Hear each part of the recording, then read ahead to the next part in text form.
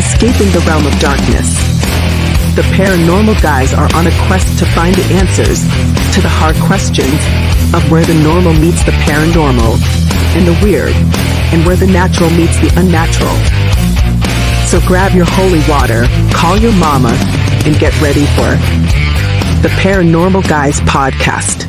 Hello there.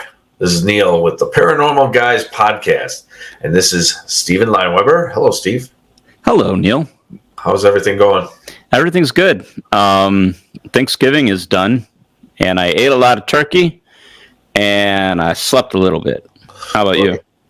Yeah, kind of the same thing. You know, I had to actually do a double at work. Oh. But when I came home, my wife had a plate. Just so for our viewers knows, today's date is November 27th, 2022. This is going to be broadcast on 12/22/22. Oh, wow. Wow, I didn't even notice that until I just said 12/22/22. No.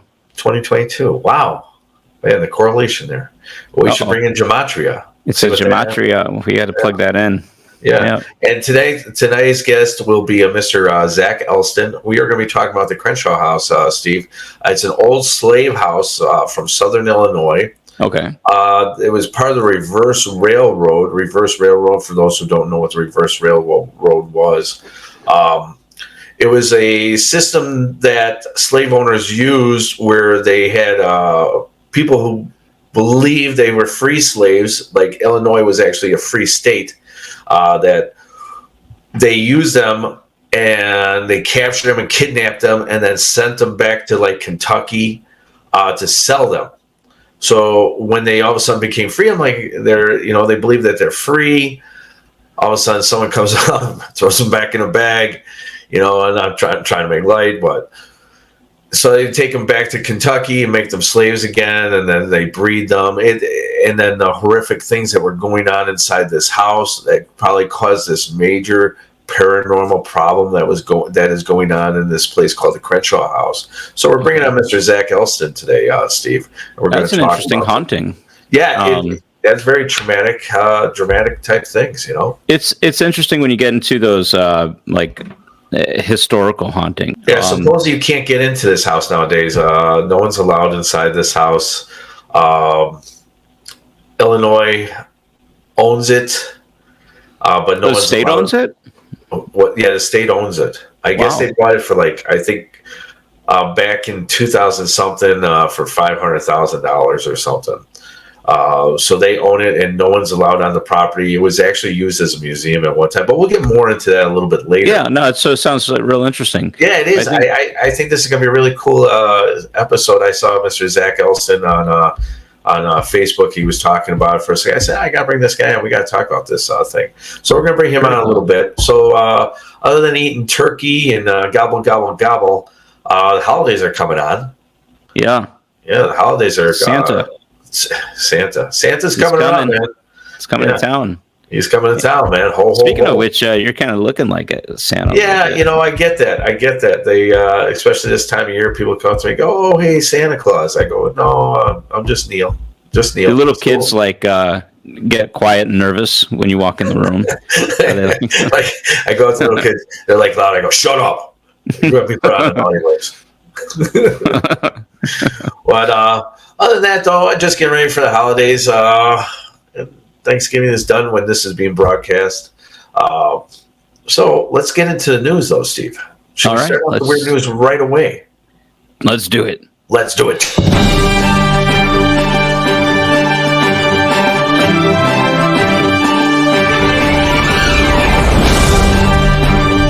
All right. Mr. Waterman, who is part of a group of paranormal investigators known as Hunter Tours, had decided to spend a night at a notoriously haunted building with some of his colleagues to look for evidence of the other side. Imagine that. Exploring the pitch-black corridors of the fort using nothing but torchlight, they thought they had heard something shuffling around in the darkness. Grabbing his camera, Mr. Waterman took a few photographs, just saw nothing up towards at the time. "We did a Ouija board," he said. "We were calling out to see if there was any spirits in the area, and a little child came through on the board," Waterman told Kent Live. Now, in this picture, coming from Coast to Coast AM, this one's no. This is unexplainedmysteries.com. This is coming from unexplainedmysteries.com. Paranormal investigator snaps face of ghost child in a haunted fort. It does look pretty strange. I do see the boy's little face. I think that's actually a pretty good grab, if you ask me. It is. It kind of reminds me of the Amityville boy. Well, yeah. Right? Yeah, but except the Amityville faces, the eyes are glowing. Right. This is more like a black-eyed child. Look at that. Oh, are we going to get back to the black-eyed children? Do you think it could be a black-eyed child? Can you imagine? Oh, they play that frequency. Oh my, yeah, someone had the right frequency going, and that's, oh my God. See, that would freak me out, Neal. If we're doing an investigation and like a little kid with black eyes is like, let me in. Like, no, I'm not doing that. Or like you're having like lunch before the investigation, goes, hey, can I have a bite? Yeah. Hey, that's mine. A sip of your soda. That frequency though, like I don't think I'll ever I don't want to play that frequency. Oh, I do. But I want to go somewhere and do it. I don't want it to come to my house because I don't want to be bothered. Right. I don't want that because they might follow you too. You call them and then you might call them somewhere else and then they follow you home. You got to explain to your wife, like, "Hey, this is my kid. This is my new kid." Yeah, he's just like roaming around the house, just staring at people. Why has he got black eyes? Yeah. What do you got for the news for us, Steve? Well, this is really cool, man. This man found a 67-pound goldfish. He caught it in a lake in France, and so. Basically, this lake, about 20 years ago, they dropped what they call the carrot of the lake. It was a much smaller version of this fish. It was this fish 20 years ago. Okay. They dropped him in the lake, and they're like, oh, yeah, let's just see if anybody catches him. And 20 years later, this man caught the goldfish. He caught the carrot. And that's huge. The fish is a mix, though. They say goldfish, right? But he's actually a mix of leather and koi carp. And it has avoided capture for 20 years until now. And I think they put him back in the lake. I don't think they put him up on the guy's wall or anything. That thing is huge, man. I don't think he took it home and put it in a fish tank or anything. They dropped him right back in there. No, you'd have to put them in a lake, or some conservatory. Did you know that some koi can live like up to 200 years or even a little bit more? The oldest koi is 226 years old. Really? It died in 1977, so it's not still alive. But when it died, they were able to determine that it was 226 years old. Wow. That's amazing. It's like being on the Nature Channel with you. I can't get a goldfish. I can't have that long of a responsibility. Yeah, the most that I've ever, you remember when you used to go get goldfish at like a carnival? You would throw a ping pong ball, and and then you inside the bowl, you would win it. Yeah, yeah, and then die, and you got to flush it in the toilet. Hours. They lasted maybe 24 hours in my house. Right. Yeah, you get home and it's like floating on the top. Oh, let me tell you a quick story about goldfish, real quick. All right. So I'll never forget the time my daughter, right? She was little at the time. I think she was like 4 or 5 years old. She had this goldfish, and I knew damn well this thing was not going to live very long. Mm-hmm. Oh my God, we had to put this thing, like a funeral and everything, put it in the toilet, and say goodbye to it. And then she wanted to be the one to flush it. Oh, it was all so dramatic. Oh my God. It's like going to a real funeral, all the trauma that was going on in this thing. Mm-hmm. It was crazy. But that's my story. Sorry. Did you tell her it was going to go to heaven? Yeah, it's going to goldfish heaven. Yeah. With all the poopy. But how do you know it wasn't like a bad goldfish and it went to goldfish hell? All right, now we're going to get too deep, all right? We're not. All right. You're going to get how don't you know? I don't know. It's like you try to... You're investigating a house and it's haunted by a goldfish. All right. That wouldn't move on. But we're going to be bringing in Mr. Zach Elston next, Steve. We're going to be talking about the Crenshaw House or Hickory Hill. I believe it was called either Hickory Hill. And so we're going to be bringing him in next. I think this is going to be a very interesting discussion of this old slave house by Mr. John Crenshaw back in the 1800s. Yeah, I'm excited. Oh, yeah. So, ladies and gentlemen, sit back, relax, grab yourself a cup of your favorite beverage, and get ready for the Crenshaw House. Boo. When I was a kid, we had a ghost. His name was Casper, and he was an unfriendly ghost. Casper was a bad dude. He ran a bunch of bad booze. They'd rattle chains and scare us all night long, until one day I decided to stand up to them. Anyway, you can find yourself in a similar situation, then come on, man. Call the guys at Graveside Paranormal at 708-227-7747. Again, that's 708-227-7747. You'll be glad you did. Boo. And now, back to the Paranormal Guys podcast. We're back. This is Neal once again with the Paranormal Guys podcast, and Steve's back with us. We have, Steve, Mr. Zach Elston. He is coming in a moment. We are going to be talking about the Crenshaw House, which was an old slave house owned by Mr. John Crenshaw in the 1800s. Now, this house here, from what the information I have, they had slaves and they also had exploited people indigent people who were used like slaves, indigent labor. And there was a thing called a reverse railroad that was used. People were housed up on this third floor. The slaves were used up there. There was also supposedly some breeding quarters that was inside this place. And they would call it the Uncle Bob's quarters. And this Uncle Bob was used basically to breed the females so that they could send them back through Kentucky through a reverse railroad and sell them off once they got pregnant as like two slaves. So a lot of things was going on. Illinois. What was going on was the reason why he was able in Southern Illinois, which was a free state, right? Which was definitely a free state.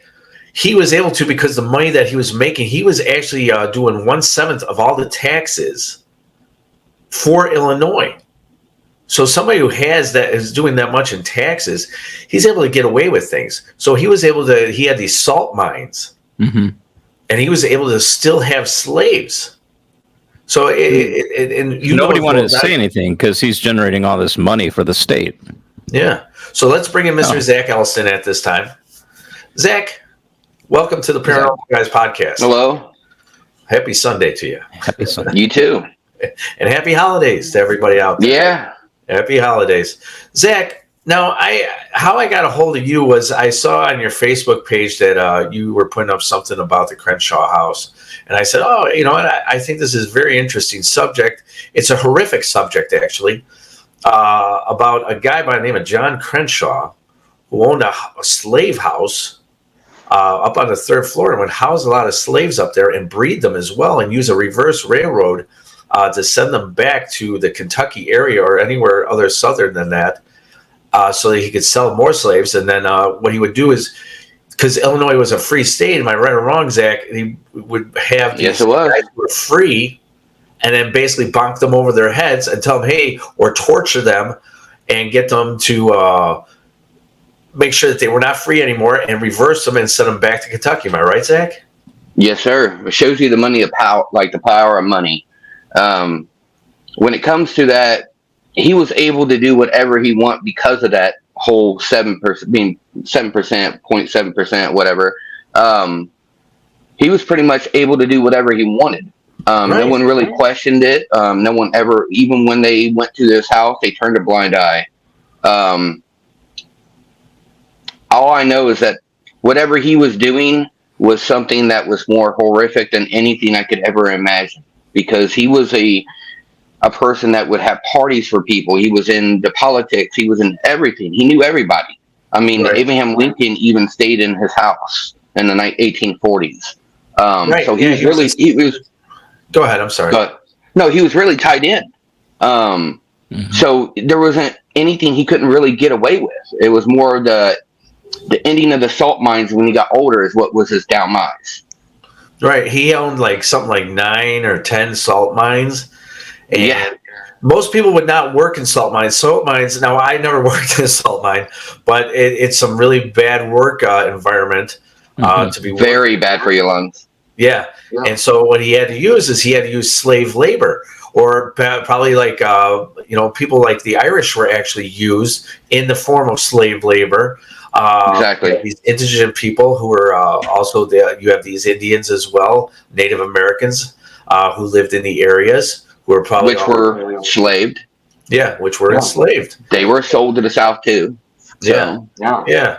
And they have this house called the Crenshaw House, where on the 3rd floor, that's where, now, am I right, Zach?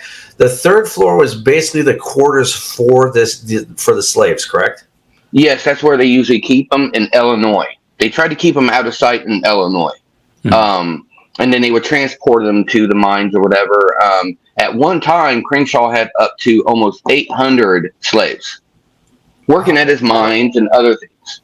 Okay, not in the house, but yeah. No, not in the house, not in the house. But Right. even though that he did have a lot of them in the house, the house itself was mostly used for like when it comes to slavery, transporting. He would get them, transport them. So like a hub. Yeah. So most of the people that he was, the African Americans that he was actually trying to convince, he'd come on over and end up throwing them into slavery and taking them down south. That was kind of like the place that they would take them, and they would lock them up in the attic. And trust me, as a person that's been in that attic, that is, I couldn't explain the feeling you get. Like, so now you've been in this house more than one time, correct? Yes, when I was a kid. Oh, We used to sneak in, and I know that's horrible because I don't like doing that with locations. But when I was a kid, we used to sneak in. It was actually my buddy's brother that brought us for the first time to the place. So they lived down the road. Well, their grandmother lived down the road. I would go for 2 weeks during the summer, and we would go and stay at their grandma's house during the day because her mom worked. But his mom worked, so we would go there and sneak out. And most of the time, we just stayed at night. So I've been in there in the daytime and nighttime. Now, did you ever stay there? What's the longest in one day that you've stayed there? Like, did you stay in the whole night? No, I never stayed the whole night because we would have gotten in trouble. So most time I spent there was probably a couple hours, 3 hours. Okay. And what kind of activity, if any, did you notice inside the place? So, me personally, I wasn't getting anything. I was a real big skeptic back then. Ooh, yeah, you got a haunted mansion, whatever. So we walked in, and I remember walking into the 2nd floor or the 1st floor, and there was just like a line of rooms. It looked kind of like a hotel. And then I remember the staircase that went to the right that went up to the 3rd floor, I believe. Yeah, it was the 2nd floor I was thinking of. So there, when I was there, I really didn't think, I was just more thought it was cool, an old abandoned house, really cool. His older brother went in there and had the experience and refused to ever go back in there. He said that he heard chains, and then when he turned around, he saw this guy in the corner, but he said it was a human. I don't know. I wasn't there. Like a shadow? Yeah, could be a shadow person. Freaked him out, and he refused to ever go back in there. Now, the last time I was in there, I do remember hearing mumbling upstairs. We went upstairs, nobody was there. We went back downstairs. We kept on hearing the mumbling over and over, and then we heard a scream. So we went back up. Go ahead. You're hearing disembodied possible voices. Yes, 100% had been. And was that on the 3rd floor? That was on the 2nd. 2nd floor? We were hearing things on the 3rd floor. Okay. So every time we went to the 3rd floor, there was nothing there. It was obviously, it was empty. So we kept on going downstairs to see if it happened again, and it did. So after that, a while, my buddy, he started getting really freaked out and he wanted to go, but I didn't want to go because I was excited. And like, I remember walking out of the house to go back to here and turning around, and I swear on everything, I saw somebody standing in the window. I couldn't tell you if it was a male, female. It was just more the outline. Okay. Now, Zach, you know what? I have to apologize because usually I always, but I just found this story so intriguing. I forgot to ask a little bit about you. So, what got you into the paranormal, Zach? So I had experience, even though I wasn't really a believer. I had experience when I was 5 years old. I remember waking up and an older lady sitting on the edge of my bed, rubbing my leg. And she kept on telling me, it's okay, go back to sleep. Didn't think nothing of it, went back to sleep. And a few months later, my mom was going through a bunch of photos, and I saw a picture of my grandmother. Well, my grandmother died before I was born. Okay. And I was like, oh, I know her. She was at her house to me, it was like a week ago. And I was like, about a week ago. And we're like, what are you talking about? She's like, yeah, she was sitting on my bed, told me to go back to sleep. It was okay. And my mom's like, that's your grandmother. She's been dead before you were born. So I knew there was something up when I was a kid. Now, when I got older to when I started getting around 18, I started believing. When I had my first son when I was 24 years old, I lived in a house. And this house is what changed my life. My son was just born. He came home. We lived there for a year. We would hear mumbling in the other room. Get up, nobody's there. Things moving around in the other room, shuffling, nobody's there. One day I'm laying on my bed, and I'm facing the wall with my ex-girlfriend, and I hear a hey coming from my ear. And well, she heard it too, and she was like, did you hear that? And I was like, yeah. Then I heard it again, louder. And then I was like, okay, I'm going to check this out. Turned around. As soon as I turned around, I heard a hey, and I felt the wind blowing on my face. So that freaked me out. Well, we started waking up with drawers open. The sink was turned on, left on, and it was flooding the basement. That's how we knew it was. So one day we're sitting there, and I keep on hearing a ball bounce back and forth, back and forth. I thought one of my kids was up, and I went in there. There's nobody there, and I keep seeing this ball going back and forth. So I stopped the ball, and I rolled it. It stopped. It rolled back. I did this for around 2 minutes, and there was nothing there. Hold on, let me stop. I'm sorry, Zach. So you rolled this ball, and for 2 minutes, and then it would roll back. Is that what you're saying? Yeah, for around 2 minutes, I went back and forth. Now, it wasn't just back and forth. I would stop for a second, let it come back, because it wasn't like automatic. It would stop, sit there for a second, and then slowly roll back. And so I sat there, okay, there's something going on here. Then one night we're watching Family Guy, and my ex-girlfriend was sitting right here. I was sitting right here on the couch. The ball was behind her. We just hear the ball, bing, to get hits her in the back of the head. Whatever was there did not like her. Don't blame the ghost. Don't blame the ghost. But I can't. So one night my son comes out. He's like, I think he was like in prepossession, and he's freaking out, and he's not really coherent, and he won't stop. And he just points to this poster on the wall. And the poster on the wall was the world at night. It showed all the lights of the world at night. It was me, my ex-girlfriend, and my best friend Kevin, and my son. We all looked at it, and 3 faces came out of this poster. Demonic as hell. Came out. I had to run up, rip it off. My buddy was gone. My ex was in the room crying, and I knew instantly this house is haunted. So we got out. Is this the house that you're living in right now? No, this is a house that I lived in when my son just born, and he's 17 now. So I haven't lived in the house for 15 years, but that changed my life. So let's fast forward. I wanted a paranormal group, met some people. I started investigating during the pandemic, hardcore. Edinburgh Manor, Limp Brewery basements, just going at it. and went through a few people, and I'm still sticking with it. And now I am setting up what I do, paranormal reporting. So what I do is I go to people's locations, I interview them, and I watch them and videotape their investigation to highlight it. My goal is to have a database where people can go and get all the updated info when it comes to like paranormal locations. Edinburgh Manor. Well, okay, on this week, what did people pick up? People can go to the database and put in their experiences. Mhm. This way, people can be always up to date on every location Of of the what has happened. latest investigation at those places. Exactly. Right. Okay. Nice. Dude.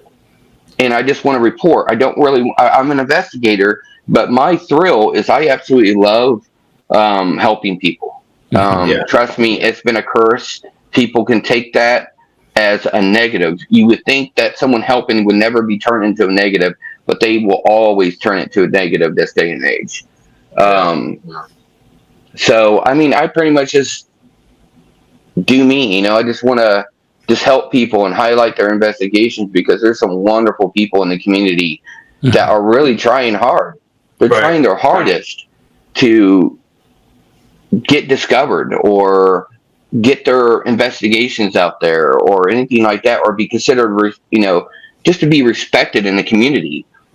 Right. I want to do that. I want to help them with that process. And So I'm not here. We Sorry, go appreciate guys like you. We appreciate Yeah, guys like you. absolutely. More word that gets out about everybody and everything always helps each other out. Like I'm a big believer, me and Steve are a big believer in teamwork. Mhm. It makes the dream work. I've been a chef for almost 20 years. You can't run a kitchen without teamwork. Oh, you're right about that. You have to be in constant communication.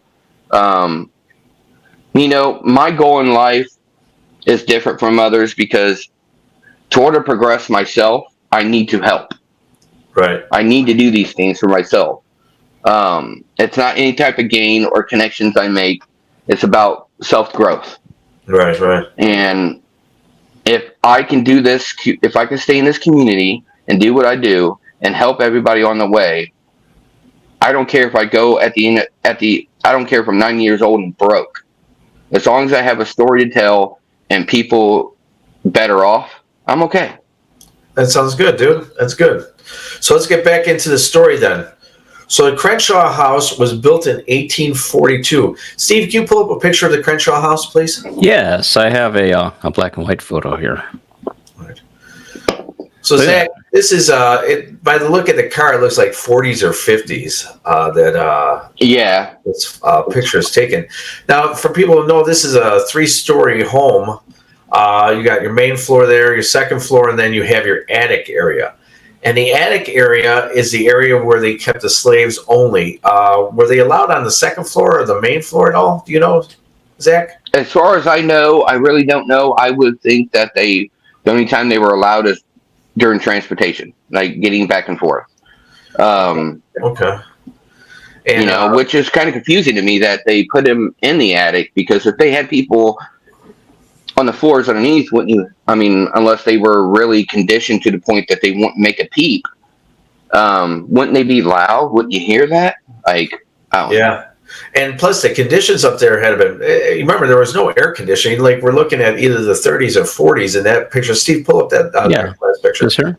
It had been very hot up in that attic. Oh, no air. Oh man. Southern Illinois in the summertime is damn hot. Let me tell you. Mhm. Oh man, it is. Like a lot of people don't realize, but it's pretty brutal Yeah. with humidity. So, and during winter, as it- far as I know, they only had one stove up there to heat them all. Now, was there a basement to this place? No, I don't believe so, because if there was, I never went in there. Okay. All right. So let's talk about the conditions. Steve, pull up the one picture of that attic area so we can go into it. Once again, ladies and gentlemen, go to our YouTube channel to check out any videos or pictures that we pull up. Steve, if you can pull up that. So, Zach, take us into here. You were telling us earlier about reconditioning the place. Tell us about it.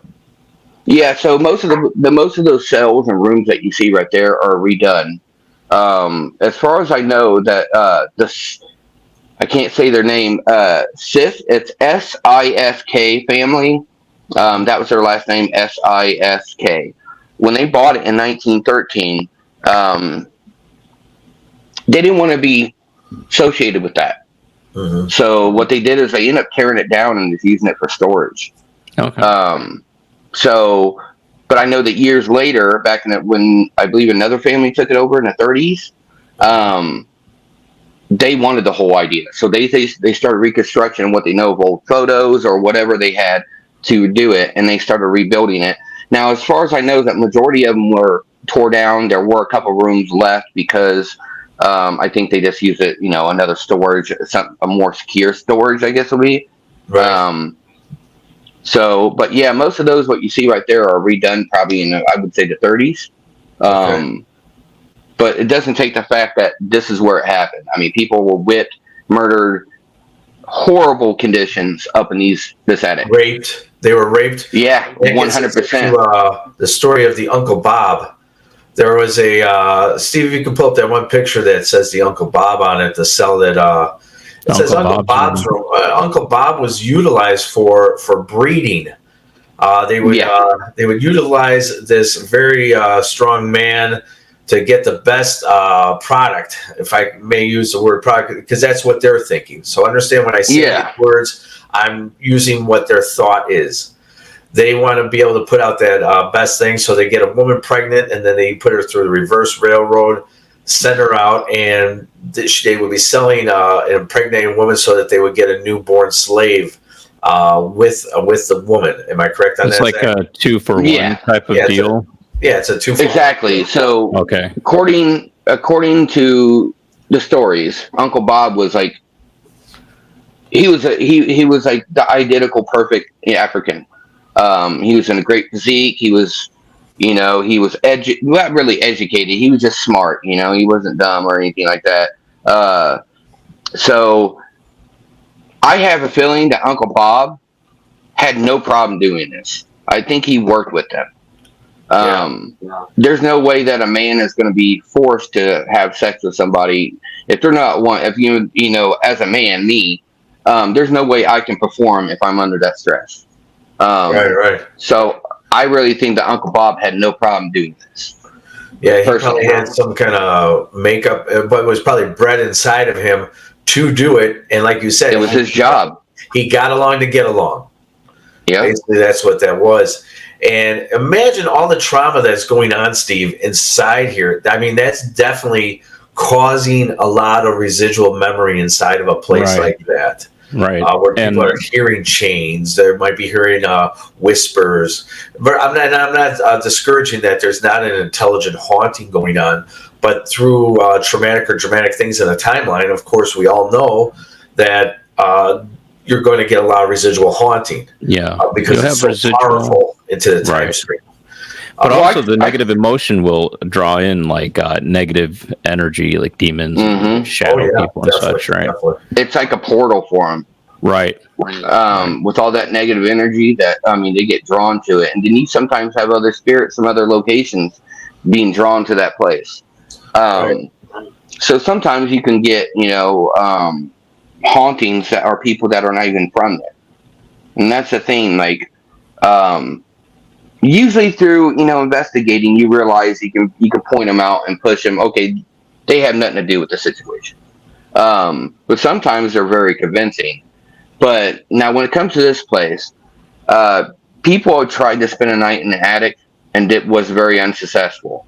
So there's a story going that there was a pastor,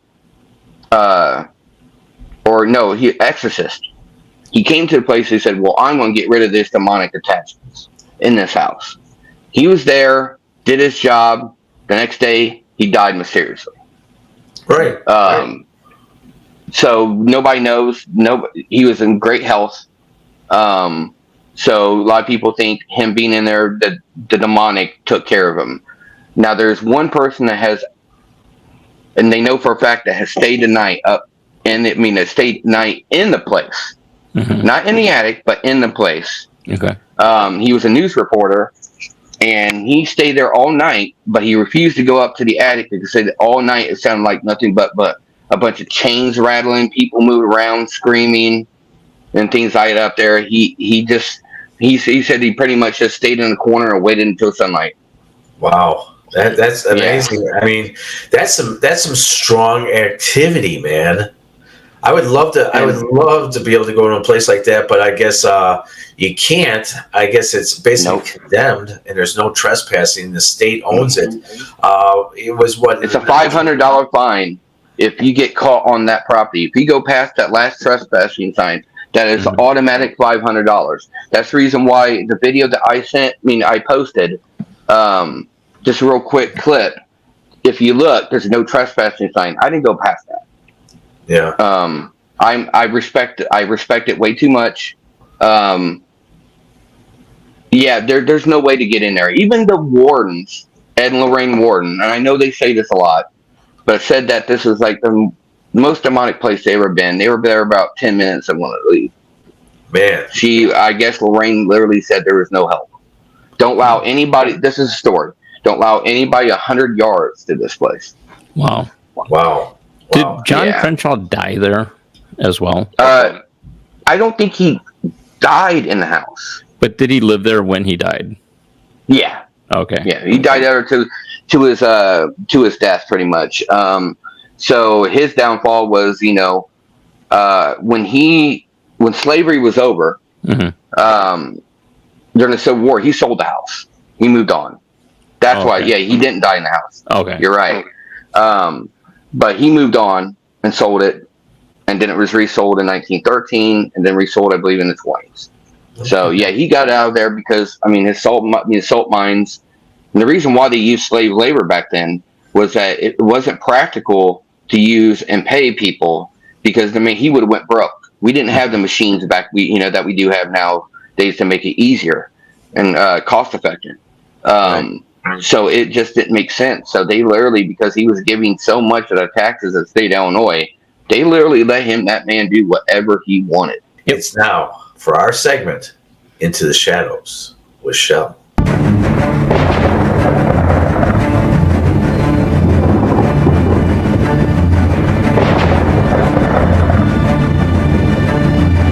Attention all lost souls. It's time to get into the shadows with Shell.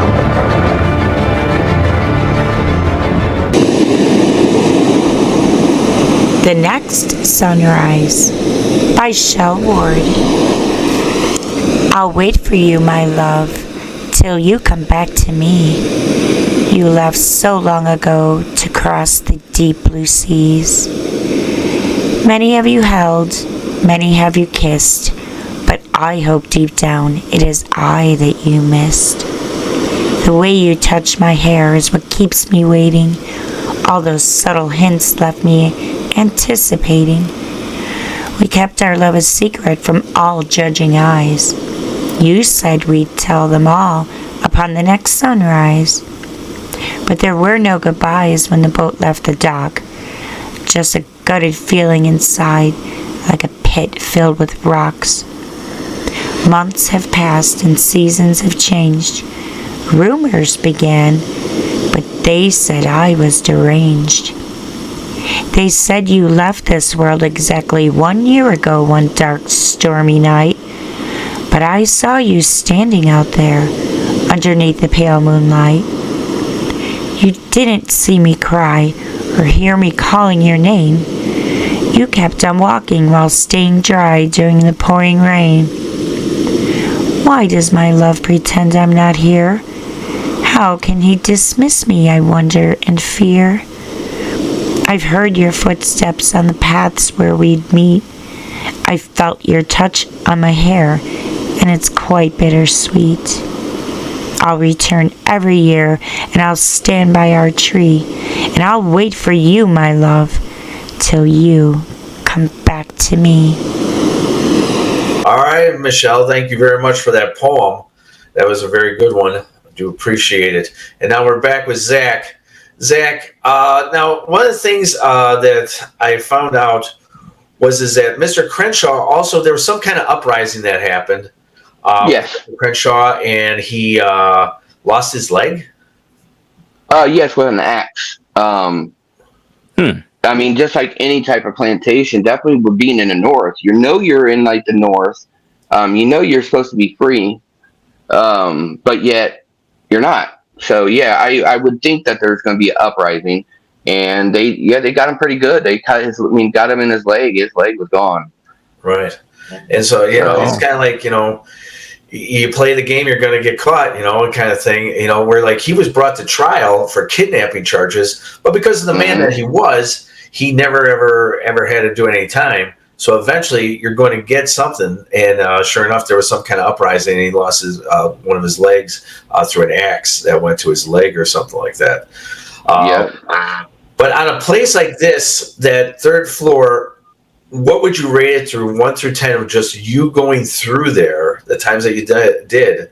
1 through 10, is that 10 being the scariest? Would you give it a 10?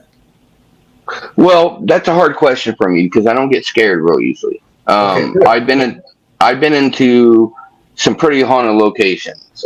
We went recently to Bobby Mackey's Music World, which is a weird thing that happened to me.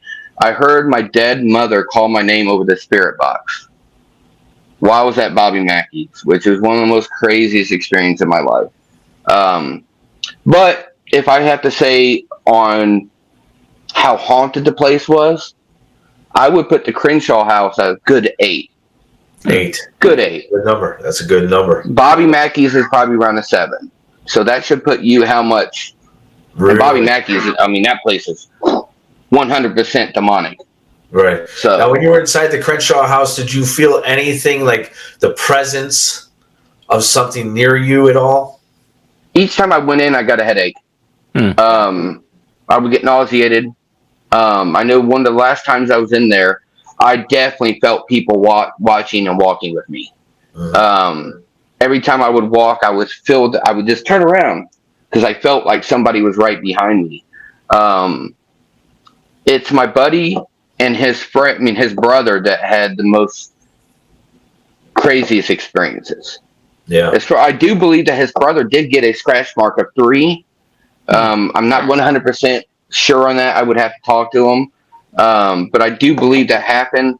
I know his brother would never go back into that place after what he experienced. I'm just going to say this right now. Go ahead. This location is a location that should not be messed with. This is a location that should be respected, and people need to stay away because there's some places in this world that are so negative. Humans and our goodness of our soul should not be there. This is definitely one of those places.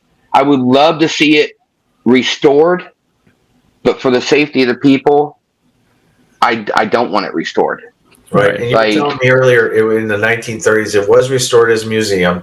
Yeah. And then they did it all the way to the 90s. To the 90s, and it was sold to the state. Yep. And where the state condemned it and won't allow nobody in. And they asked them, well, how much is it going to rebuild the place and get it back to its glory? About $7 million. And they said they don't have the money. Well, we all know that Illinois has the money, but we know where that money is going. Right. It's going in pockets. If that place was restored, I would definitely just use it as a touring destination. 9 to 5, that's it. Nothing. I would not rent it out. Yeah, don't rent it out to people to investigate. None of that, because you are literally putting people in jeopardy. Wow. Now there are rumors, because the question is that all these people are coming in and out of this place in a state where slavery is illegal. You would notice, people coming and going as they're brought in and sold. There's rumors of tunnels. Yep, there is.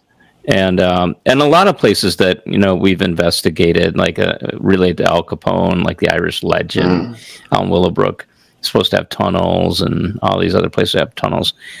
This is the one place where I believe that there would be tunnels going into the place. And there's a water. There's a water source underneath there too. Oh, okay. So, is there a cave or something? Yes, there is one that goes underneath it that they did supposedly did a lot of transporting. It is proven, and they have found the caves that lead to the property. Oh, Now they don't know, they haven't went all the way through. It hasn't been said that they're 100% what it is, but they have found caves on the property. Now, do these caves, now, is there an access to these caves, or is that as well fenced off? They're supposedly, because he had multiple buildings. The only thing you see is what's remaining, the Crenshaw House. So he had multiple buildings. So supposedly one of the buildings housed the entrance to the cave. Okay. And he only would transport them at night. No torch. No torches. Okay. Right. Yeah. Wow. Now, is there anything else about the Crenshaw House that we should probably put light on?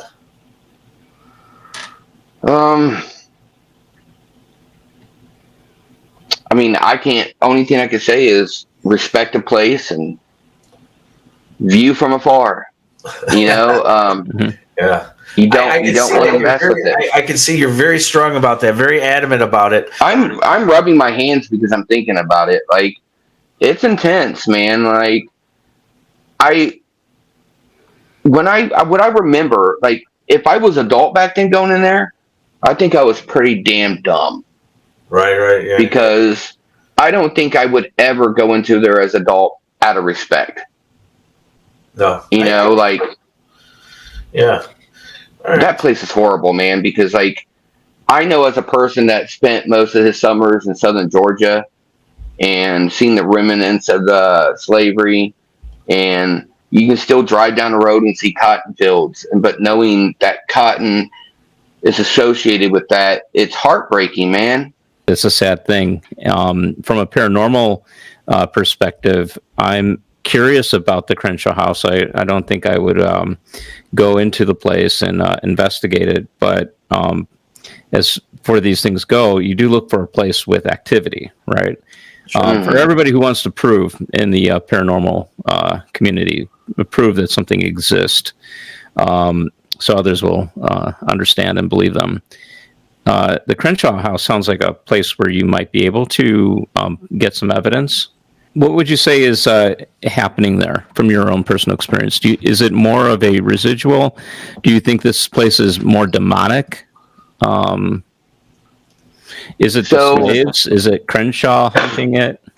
Is it Uncle Bob? I don't think that Crenshaw or Uncle Bob is there, personally. So now this is just, this is just speculation, my opinion. But when it comes to that place, man, I don't know how to word this. Man. Sorry for that pause. I'm thinking because, like, would you say that question? Would you think it's more of an intelligent haunting, or maybe it's a mix of residual as well as intelligence? Like, the reason why it's so hard to say what it is because I know personally, when me being in there, there was a sense of goodness, there was a sense of innocence, there was a sense of all these things. So I think that a lot of it could be residual of the good people reliving, living their lives that they normally live there. It could even be the owners reliving their everyday, lunch to dinner. But here's the thing, because of so many horrific things that happen in this place, it became a magnet. Demonic and dark entities, dark spirits, anything like that are attached to these things, because you got to understand that demonic, they feed off people. They feed off souls. They feed off the energy. They feed off your fear. So I think it was because they were having people come in from the 30s to the 90s. I think it fueled it. I think they were just feeding it and feeding it to a point that there's demonic entities and spirits there that has no attachment to the place. They just go to it because it's a place to eat. Think of it as Route 66. They're traveling down the road and they come to a nice diner. Ooh, I'm hungry. Well, this diner's really good. They have a great cheeseburger. So they go to it. And I think that's what a lot of it is that there's definitely demonic there. But there's a lot of spirits at the same time that just are on loop. So I would say both. Okay. All right. Yeah, The one thing I like, you want to know, Zach, one thing I like about interviewing you right now is you have an honest, sincere way of talking. And I appreciate that. I really do appreciate that. It's like you're very sincere about what you're saying, which is really good. So because I'm passionate about it, and I would not tell anybody I wouldn't. Like, that's the reason why I say if I don't know it's true, I'm going to tell you. Well, I don't know. Like, that's speculation. Yeah. I appreciate that. Well, 100%. Like, we all love this community. We all love what we do. We love the paranormal. We love the spooky side of things. As you can tell by my artwork and other things, my whole life is it. It's all about the dark nature of life. It's not that I'm a dark person. Yeah, I'm wearing a hat that says sinner because I am a sinner. But we do this because we need a sense of the other side. We need to understand, feel a little comfortable to ourselves that when we die, it's not the end. And I can guarantee you, it's not the end. And that's my personal guarantee. I just know because of what I've seen. I mean, I've talked to my mother after death. That's pretty intense, you know? Sure. So to us people that love what we do and what they do, don't stop. But please, please, please be respectful. Sure. Don't do outlandish stuff. Don't try to taunt people, spirits. Don't do anything like that because it's so unnecessary. If you're going to get evidence, you're going to get evidence, period. You don't have I agree with you. You're exactly right. Now, Zach, I appreciate you being interviewed today with the Paranormal Guys. Do you have anything going on in your life that you would like to plug? Well, I do have a series called Haunt Inc. I am coming out with part 3 of the Bobby McGee's investigation. Tons of evidence on there, tons. That was an amazing investigation. Right now, I'm just more focusing on. I'm planning to make the move to New Orleans. So right now, it's restricting what I'm doing and focusing on the money and getting there. Because when I get there, I already have things lined up to do tons of videos, work on tons of films. I'm a photographer, so I got tons of models I've been talking to, setting up things like that. So right now, I'm on standstill until I get to New Orleans. Okay. All right. Well, Zach, I appreciate you coming on today. And Steve, you got anything left to say to Zach? No, this has been really interesting. I want to stay away from the Crenshaw House. I don't want to. Please do. I don't want to experience it directly. It is fascinating, though. But I think maybe some things should just be left alone. Lay alone. All right. With that being said, ladies and gentlemen, my name is Neal Gibbons. That's Steve Lineweber. And as usual, boys and girls, always boo.